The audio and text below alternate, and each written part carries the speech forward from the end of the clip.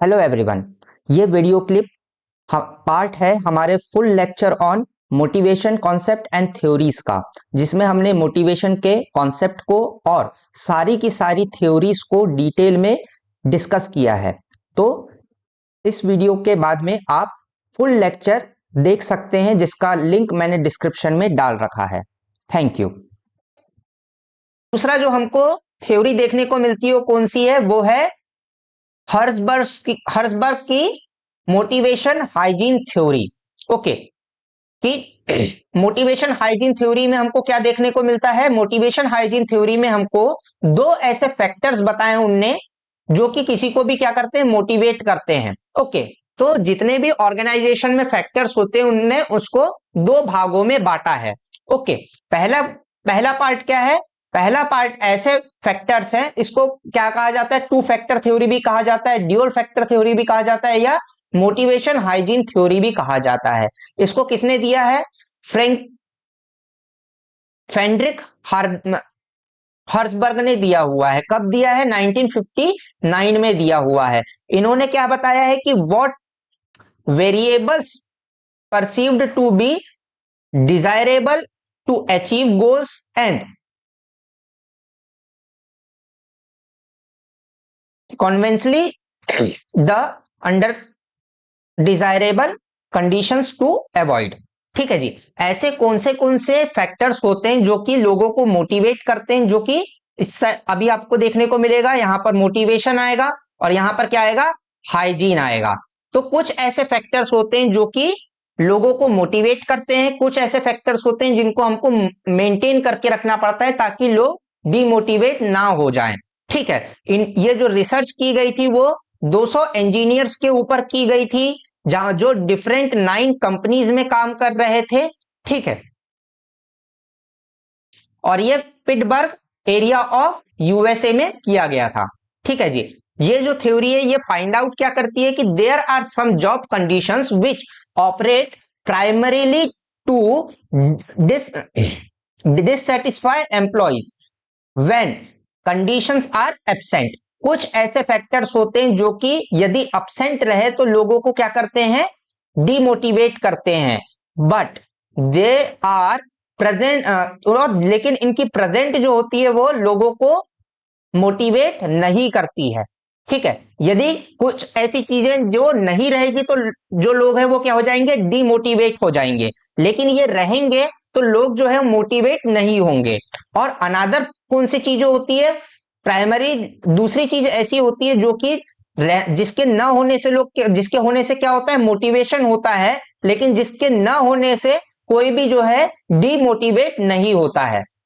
Okay, तो first जो है वो क्या है? मेंटेनेंस और हाइजीन फैक्टर्स है, और जो दूसरे हैं वो क्या है? मोटिवेशनल फैक्टर्स है। ओके, इनको एक एक करके हम देख लेते हैं। सबसे पहले क्या है? सबसे पहले है जॉब डिससेटिस्फैक्शंस, यानी कि जो इन्फ्लुएंस करते हैं हाइजीन को, या मेंटेनेंस फैक्टर्स भी हम इनको कहते हैं।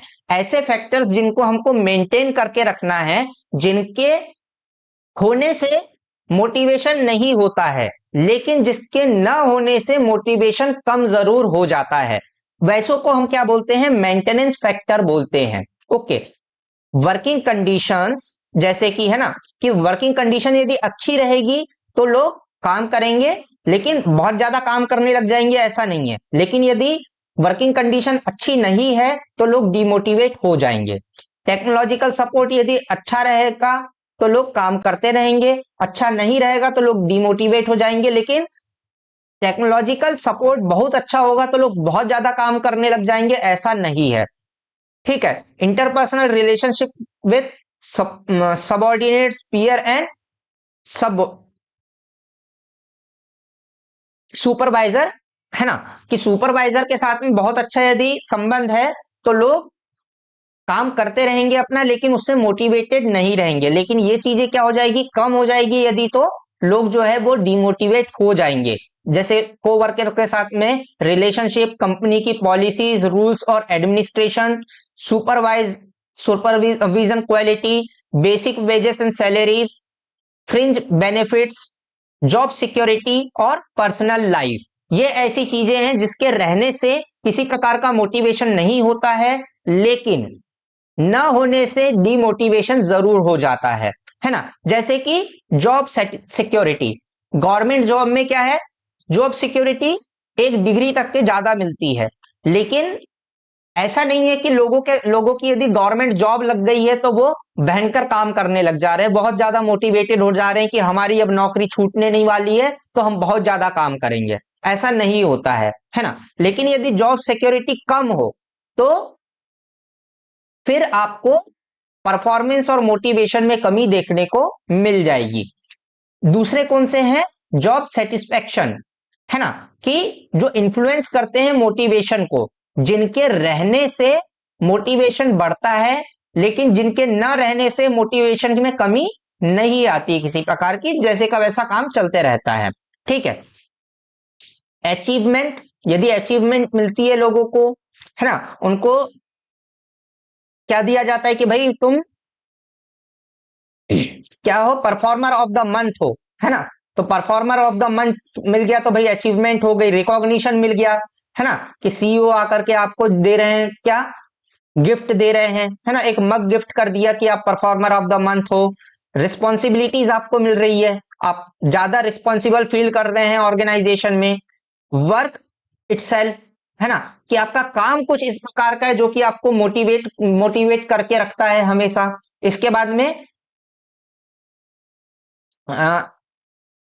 एडवांसमेंट, आपके काम में और ज्यादा एडवांसमेंट आ रही है, आपका काम और ज्यादा इंप्रूव हो रहा है। पर्सनल ग्रोथ आपको देखने को मिल रही है, और पॉसिबिलिटी ऑफ ग्रोथ है, यानी कि आगे आपको और पॉसिबिलिटीज है आपके पास में कि आप ग्रोथ कर सकते हैं। तो ये सारी चीजें आपको क्या देती है, मोटिवेशन देती है, और जिसके न रहने से आप डिमोटिवेट हो सकते हो। ओके, ये ऐसी चीजें जिनको रहने से कोई फर्क नहीं पड़ता, लेकिन न रहने से आपको डिमोटिवेशन मिलता है। ये ऐसी चीजें जिसके रहने से आपको मोटिवेशन मिलता है और जिसकी न रहने से आपको डिमोटिवेशन मिलता है। ओके, तो हम देख लेते हैं कि ये किस प्रकार से काम करता है ग्राफ के थ्रू, है ना। सॉरी, ये क्या है, ये मोटिवेशन फैक्टर्स है, और इस साइड पे हमको क्या देखने को मिल रहे हैं, हाइजीन फैक्टर्स देखने को मिल रहे हैं। ओके, तो यदि लो हाइजीन है ना, लो हाइजीन है और लो मोटिवेशन है, तो उस समय हमको क्या देखने को मिलेगा कि जो वर्स्ट सिचुएशन, ये सबसे ज्यादा खराब सिचुएशन होती है कि ना हाइजीन मेंटेन किया जा रहा है ना मोटिवेशन मेंटेन किया जा रहा है, तो एम्प्लॉइज जो है वो बहुत ज्यादा कंप्लेंट भी करेंगे और मोटिवेटेड भी नहीं रहेंगे। ओके, ठीक है, क्या होगा कि ना एम्प्लॉय मोटिवेटेड रहेंगे और बहुत ज्यादा आपको कंप्लेंट्स देखने को मिलेगी। यदि हाइजीन फैक्टर्स बहुत ज्यादा है और मोटिवेशन क्या है, कम है, तो उस कंडीशन में हमको क्या देखने को मिलेगा कि कंप्लेंट्स हमको बहुत ज्यादा कम देखने को मिल रही है, लेकिन मोटिवेशन बहुत कम रहेगा, कि लोग जो है शिकायत बहुत कम करेंगे लेकिन मोटिवेशन बहुत ज्यादा कम रहेगा। जैसे कि गवर्नमेंट जॉब्स, है ना, कि गवर्नमेंट जॉब्स में लोग शिकायत बहुत कम करते हैं, शिकायत नहीं के बराबर रहती है, लेकिन वहां पर मोटिवेशन किसी भी प्रकार के काम का नहीं रहता है। ओके, इसके बाद में क्या है, हाई